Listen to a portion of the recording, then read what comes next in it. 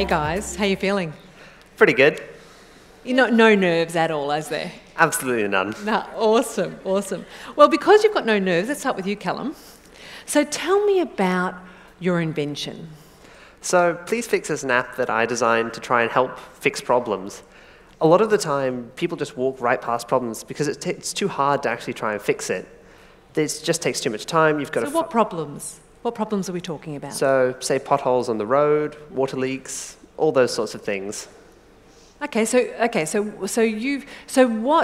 you've got a problem you want to solve, which is, so if I'm walking down the street and there's a crack in the pavement or there's a broken pole or something's happened, so your app is called Fix It, which means that you will take a photo, and then what do you do with that photo?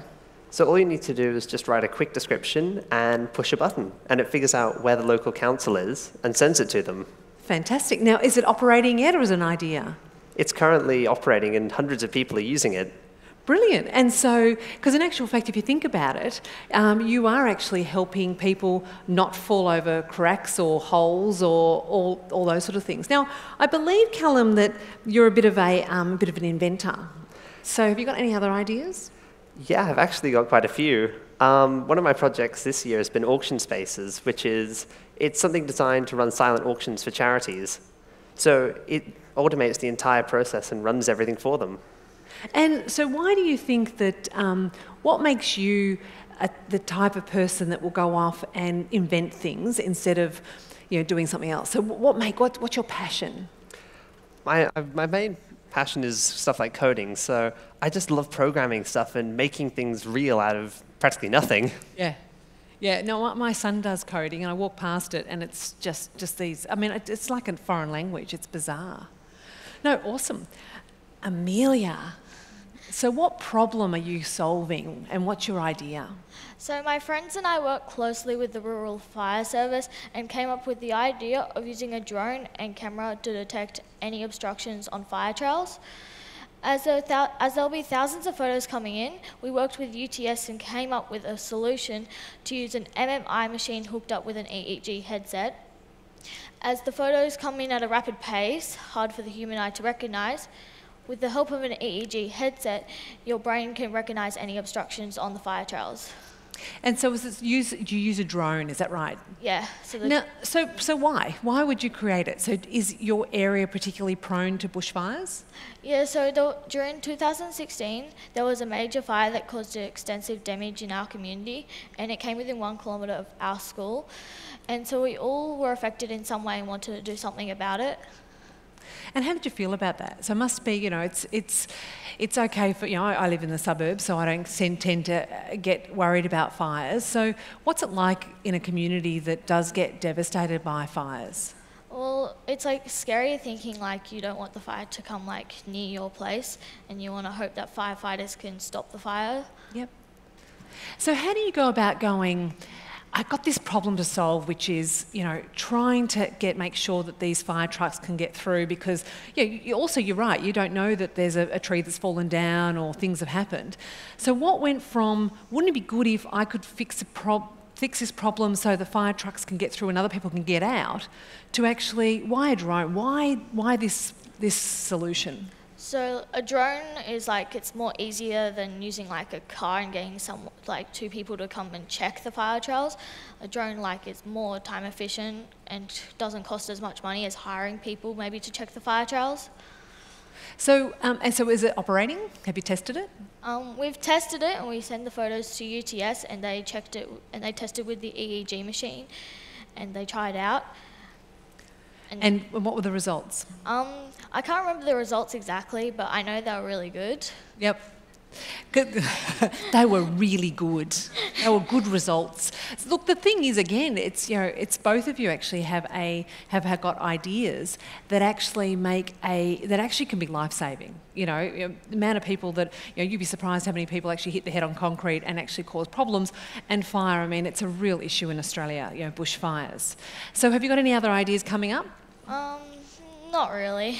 So how do you go from okay, I've got this idea with a drone, and how do you go about getting it from an idea to actually flying and actually making it work? So how do you get that spot? And I'll ask you first on your idea and then you on yours. So you gotta find the people, like try and connect with other people to help you like develop the solution.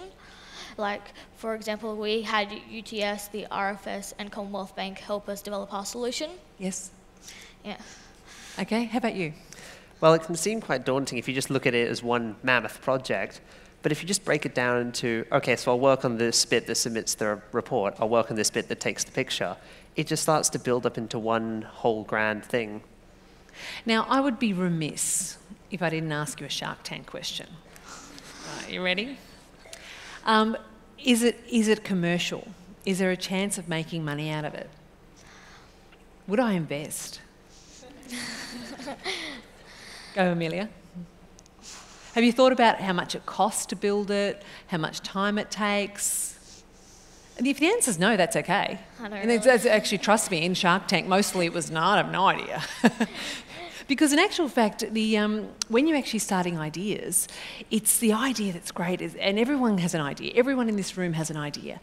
It's actually, this is why you guys are sitting on this couch and a lot of people aren't, is because you've gone, I have an idea, and I've made it real. I mean, you've got something physically tangible that actually can work, which is absolutely extraordinary.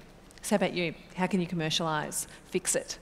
You can't really commercialize Please Fix because it's all designed to try and just improve people's lives and report problems to councils. If you tried to actually get people to pay for it, it wouldn't really do that. Get the council to pay for it. Trust me, the rates they pay, they could charge for it. But no, but I think the other thing is it's good because in actual fact, great ideas are great, but if you can commercialise it, what can happen is you can actually make that business money to then actually make more and more and more. So come on, Callum, what's another idea that you've got? Because I believe you've got more than two. Yeah, another thing I'm currently working on is it's a device that can actually calculate how to get between any planet and moon in the entire solar system. Have you told Elon Musk that? Because he's going to Mars. I haven't told Elon Musk yet. I'm still working on it, but I'll try doing that once it's finished. So yeah, I haven't got his email address, but I can find it for you. So you're saying that you've got an invention that you go from, so if I want to go to Saturn to Venus, you could work out how long it's going to take me to get there? Yeah, and how exactly you move your spacecraft, how much fuel it'll take, all of that. Mate, you should be just working for him. He needs help. I'd certainly love to. Now with, so what do you love about Kempsey School? I like how they've got an innovation lab, so we can do more PBL projects and STEM projects. I've got to say, we were talking yesterday about the Kempsey leaders and who's driving it and how they are really embracing innovation and really growing that sort of space. So I'm sure that you are one of many in your school that have got great ideas. Is there any other people that you think of that have got another idea that you go, that could be a killer? I don't know, not really. No, take all the credit yourself. Don't give it to anyone else. God damn it. Now, guys, you've got me right here, right? Do you have any questions at all for me?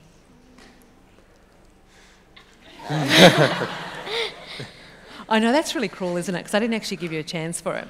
I suppose the thing is, someone asked me the other day when I got to my point right now is, what am I doing next? And I said, I don't know what I want to be when I grow up. So what do you want to be when you grow up, Amelia? Oh, I don't really know. I want to do maybe something based around marine biology. Yep. Fantastic. How about you, Callum, other than working for Elon Musk? Well, that's pretty much actually it. I want to try and go into the space industry and get people on Mars. Yeah. You know, it's a really, I saw a talk for a woman who actually was picked as one of the top 100 to go on Mars and how that's working out. It's, you're born in a very interesting timeline because you actually have and could be part of that. So it's very exciting. Yeah. There's a quote from Elon Musk. I want to die on Mars, but not on impact. I know, that's true, actually. That would be really bad to die on Mars on impact. Okay, guys, so tell me, what advice can you give the audience today on if they have an idea or a concept that they would like to take to make it a reality? So, Amelia, do you want to go first? Just go for it and try and talk to people and connect with other people, tell them your idea. Callum? I'd say don't just view it as one mammoth project that you've got to all do at once. Break it down into little bits, and before you know it, you'll have done it. Nice, that's nice. And do you find, that was good, wasn't it? And do you find that, has this been how many times have you failed in your journey before you've got your concept that you've got now, that you've got a concept today? More times than I can count. Yeah. And look, and Elon Musk, if we talk about him, because particularly it's relevant to you, Callum, is that he believes that you have to fail to succeed. And that's in the time where, we're the first generation of actually all of this technology. And so, drones didn't exist. Certainly discussing going to Mars wasn't even on the radar. So you're in a very, very, very interesting and exciting time. Callum, Amelia, thank you so much for joining me on the rug. We'll say the rug. You've got a red rug at Shark Tank too, so it feels right. Thank you so much. You did a great job, and congratulations on all the work you've done. Thanks to you. Let's go.